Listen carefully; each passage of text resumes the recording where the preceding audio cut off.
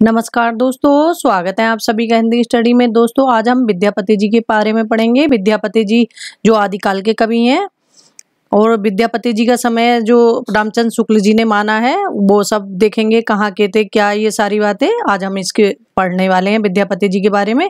क्योंकि विद्यापति जी से क्वेश्चन हमारे प्रत्येक एग्जाम में बनता है, चाहे वो टीजीटी हो, पीजीटी हो, एलटी हो, नेट हो, कोई सा भी एग्जाम हो। विद्यापति, अमीर खुसरो, कुछ लेखक ऐसे हैं कि उनसे क्वेश्चन एक दो आते ही हैं। ठीक है दोस्तों, आप मेरे चैनल पर पहली बार आए हैं तो चैनल को सब्सक्राइब कर लेना, बेल आइकन को क्लिक कर लेना, जिससे आने वाली वीडियो को नोटिफिकेशन आपको मिल सके।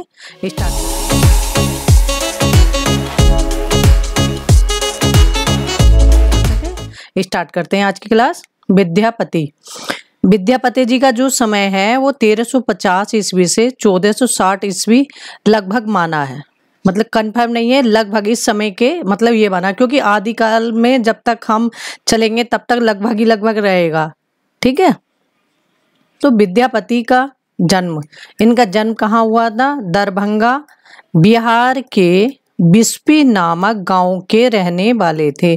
ये कहाँ के रहने वाले थे? दरभंगा बिहार के बिस्पी नामक गांव के रहने वाले थे। इनके आश्रयदाता कौन थे? जिनके आश्रय में ये रहते थे वो थे तिरहुत के महाराज शिव सिंह व कीर्ति सिंह। एग्जाम में 2016 में टीजीटी में आया हुआ क्वेश्चन है, शायद पीजीटी में या टीजीटी में, उसमें दे रखा था ये शिव सिंह, शायद कीर्ति सिंह या शिव सिंह दोनों दे रखे थे। तो बच्चों ने शिव सिंह पे लगाया तो कीर्ति सिंह को गलत कर दिया, और कीर्ति सिंह पे लगाया तो शिव सिंह। क्योंकि आयोग का तो हमेशा से ये रहा है, क्योंकि एक दो क्वेश्चन गलत करते ही हैं वो, और उससे क्या नुकसान होता है? बच्चों का भी नुकसान होता है और फिर उस पर एफ आ जाता है। तो ये इसमें, लेकिन ये दोनों ही सही है क्योंकि दोनों के ही आश्रय में रहे हैं, शिव सिंह के भी और कीर्ति सिंह के भी। उपाधि इनकी देख लेते हैं जो विद्यापति को दी गई है। मैथिल कोकिल। मैथिल कोकिल इन्हें जब कहा गया है जब इन्होंने पदावली लिखी है मैथिली भाषा में। अभिनव जयदेव, 10 विधान, कवि रंजन, कवि कंठाभरण, नव कवि शेखर, खेलन कवि आदि। मतलब जो इन्हें उपाधियों से पूछा जाता है, तो एग्जाम में पूछा गया जो अब तक है वो बता देती हूँ आपको। एक मैथिल कोकिल, एक अभिनव जयदेव और कवि कंठाभरण, ये 3 बहुत ज्यादा पूछे गए हैं। एक बार एग्जाम में प्रवक्ता में ये भी पूछा गया है, खेलन कवि। बाकी ये 3 तो एग्जाम में रिपीट होते रहे हैं। ठीक है, विद्यापति आरंभ में बैसड़ब थे पर बाद में सैब हो गए। लेकिन रामचंद्र शुक्ल जी ने, जो मैंने उनका हिंदी साहित्य का इतिहास पढ़ा है, उसमें उन्होंने लिख रखा है कि ये सैब ही मानना चाहिए, कि ये सैब थे। इनकी रचनाएं ये एग्जाम में पूछी आती हैं, इनमें कंफ्यूजन बहुत होता है। इनकी कुल रचनाएं कितनी हैं? 14 हैं। कुल रचनाएं कितनी हैं? 14 हैं, क्योंकि इनकी रचनाएं 16 भी दे रखी हैं कहीं, तो उसमें कंफ्यूजन रहता है। तो इनकी कुल रचनाएं कितनी हैं? 14 हैं। संस्कृत की कितनी है? 11 हैं। अवहट की 2 हैं और मैथिल की 1 है। तो जो संस्कृत की 11 रचनाएं हैं, अलग अलग से अगर पूछे तो संस्कृत की कितनी रचनाएं? 11 है। अवहट की कितनी है? 2 और मैथिल की 1 है इनकी। संस्कृत की रचनाएं कौन कौन सी हैं? 11, उन्हें देख लेते हैं। सैग सर्वस्व सार, सैब सर्वस्व सार, प्रमाण भूत पुराण संग्रह। तीसरी है भू परिक्रमा। चौथी है पुरुष परीक्षा। 5वीं है लिखनावली। 6ठी है गंगा वाक्यावली। 7 है दान वाक्यावली। 8 नंबर की है विभाग सार। 9 नंबर में है वर्ण कृत। 10 नंबर में है ज्ञा पतलक वर्ण कृत्य। और 11 नंबर की इनकी रचना है दुर्गा भक्ति तरंगणी। कौन सी है? दुर्गा भक्ति तरंगणी। ये दोस्तों इसमें से जो अभी तक पूछी आ चुकी हैं वो पूछी हैं भू परिक्रमा और दुर्गा भक्ति तरंगणी, पुरुष परीक्षा और गंगा वाक्यावली। ये 4-5 रचनाएं इनकी अभी तक ज्यादातर पूछी आ चुकी हैं, लेकिन हमें सभी को याद करना, सभी महत्वपूर्ण है इसमें। अबहट, अबहट में इनकी दो रचनाएं हैं, कीर्तिलता और कीर्ति पताका। जो कीर्तिलता और कीर्ति पताका दोनों, तो ये अबहट की रचनाएं हैं, क्योंकि इनकी भाषा पूछी जाती है। किस भाषा की रचनाएं? ये मैथिल। मैथिल में इनकी रचना है पदावली। विद्यापति की पदावली आएगी एग्जाम में, या खाली पदावली लिखा हुआ आएगा और ऑप्शन में विद्यापति होगा तो आप टिक विद्यापति पे लगाएंगे। कीर्तिलता, कीर्तिलता जो रचना है इनकी, इसके बारे में देख लेते हैं कि इसमें किसका वर्णन है और इसमें क्या क्या है। तो कीर्तिलता यह है कीर्ति सिंह की स्मृति में रचित है। ये किन की स्मृति में लिखी हुई है? कीर्ति सिंह की। इसे विद्यापति ने क्या कहा है? कहानी कहा है। एग्जाम में पूछा हुआ क्वेश्चन है, कीर्तिलता को विद्यापति ने क्या कहा है? कहानी कहा है। देसिल बयाना सब जन मिठा, तब तैसन जंपो अबहट्टा। ये जो विद्यापति जी हैं उन्होंने कहा है क्या कि अबहट की रचना करी है जब कीर्तिलता की, तो उसमें कहा है कि देसिल बयाना सब जन मिठा, क्योंकि ये पंक्तियां भी एग्जाम में ऐसी की ऐसी बहुत बार पूछी जा चुकी हैं। तो ये क्या है? अबहट की रचना है। तो इन्होंने क्या कहा कि अबहट की रचना है। तो अबहट्टा, इससे ही पता चलता है कि किस कैसी रचना है, अबहट भाषा की है।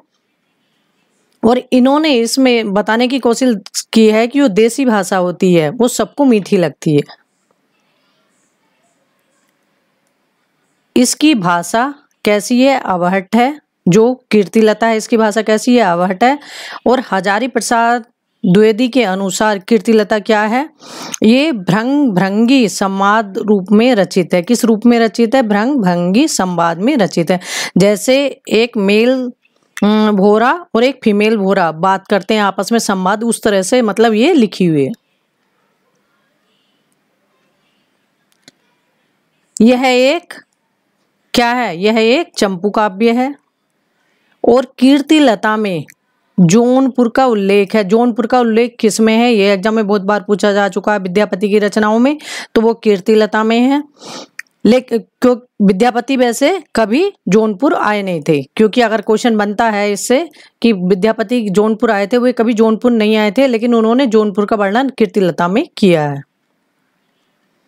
कीर्ति पताका, इसमें महाराजा शिव सिंह को, ये शिव सिंह के बारे में वर्णन है इसमें, जो है कीर्ति पताका। और ये अप्राप्त है, मतलब ये इनकी, ये भी पूछ लेते हैं एग्जाम में, इनकी कौन सी रचना है जो अभी तक प्राप्त नहीं है, वो इनकी रचना है कीर्ति पताका। ठीक है, इसकी भाषा क्या है? इसकी भाषा भी अबहट है। पदावली, पदावली ये विद्यापति जी के यश का आधार क्या है? पदावली, और इसी के लिए ये मैथिल कोकिल कहलाए।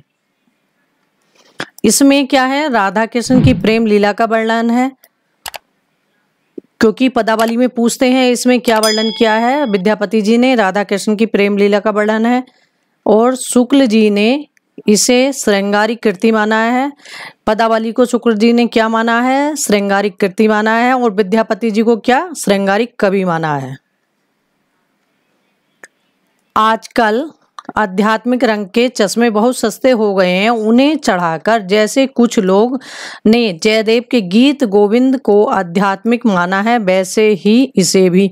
ये पंक्तियां किसकी हैं? ये रामचंद्र शुक्ल जी की हैं। ऐसी की ऐसी ये पंक्तियां एग्जाम में पूछी जाती हैं और बहुत बार रिपीट हुई हैं। तो ये इसलिए कहते हैं क्योंकि संस्कृत के लेखक हैं जयदेव, तो उनकी रचना थी गीत गोविंद, इसलिए इन्होंने कहा कि उसी रचना के आधार पर इसे भी रचना को समझते हैं, इसलिए ये उक्ति कही है। बच्चन सिंह ने विद्यापति को क्या कहा है? जातीय कवि। जातीय कवि विद्यापति को किसने कहा है? बच्चन सिंह ने कहा है। निराला जी ने विद्यापति की पदावली के श्रृंगारिक पदों को मादकता के नागिन की लहर कहा है, कि मतलब इस तरह से है कि जैसे नागिन की लहर होती है, इस तरह से इनके पद हैं, निराला जी ने कहा है। चैतन्य महाप्रभु इनके पद गाते गाते मूर्छित हो जाया करते थे। ये एग्जाम में पूछा गया क्वेश्चन है कि विद्यापति की जो पदावली है उसके पद गाते गाते कौन मूर्छित हो जाया करता था? तो वो चैतन्य महाप्रभु। हजारी प्रसाद द्विवेदी ने इन्हें श्रृंगार रस के सिद्ध बाक कवि कहा है। श्रृंगार रस के सिद्ध वाक्य कवि किसने कहा है? हजारी प्रसाद द्विवेदी जी ने विद्यापति जी को। बच्चन सिंह ने विद्यापति को अपरूप का कवि कहा है। बच्चन सिंह ने क्या कहा है कि अपरूप के कवि हैं, मतलब प्रेम के कवि हैं। हिंदी में कृष्ण को काव्य का विषय बनाने का श्रेय विद्यापति को ही जाता है। ये क्वेश्चन एग्जाम में पूछा जा चुका है कि हिंदी में कृष्ण को काव्य का विषय बनाने का श्रेय किसे जाता है, तो वो विद्यापति जी को जाता है। आधुनिक भारतीय भाषाओं में सर्वप्रथम मैथिल कोकिल विद्यापति ने राधा कृष्ण की प्रेम लीलाओं का चित्रण अपनी पदावली में किया है। जो आधुनिक भारतीय भाषा है इसलिए कहा क्योंकि इन्होंने मैथिली में इसका वर्णन किया है, ठीक है। तो इसलिए इन्हें ये पंक्तियां ऐसी की ऐसी पूछी गई हैं एग्जाम में कि आधुनिक भारतीय भाषाओं में सर्वप्रथम किसने राधा कृष्ण की प्रेम लीला का चित्रण किया है, तो वो क्या है? विद्यापति जी ने अपनी पदावली में, ठीक है। तो विद्यापति जी से ये क्वेश्चन जो बनते हैं आपके, वो इसमें मैंने पूरे मतलब जो अभी तक बने हैं और जो बनने की संभावना है क्वेश्चन, क्योंकि विद्यापति जी से क्वेश्चन हमारे प्रत्येक एग्जाम में कहीं ना कहीं टकराई जाते हैं, तो पता होना चाहिए एक जो महत्वपूर्ण कवि हैं। बाकी तो हम सब कवि तो सभी महत्वपूर्ण है, विस्तार से पढ़ते चलेंगे क्योंकि इनके बारे में भी दिया हुआ होता है कहीं ना कहीं कुछ ना कुछ, ठीक है। और मेहनत करते रहो, लगे रहो, बिना मेहनत के तो कुछ है नहीं। करत करत अभ्यासिते जड़मति होए सुजान, ठीक है। थैंक यू दोस्तों मेरी वीडियो देखने के लिए।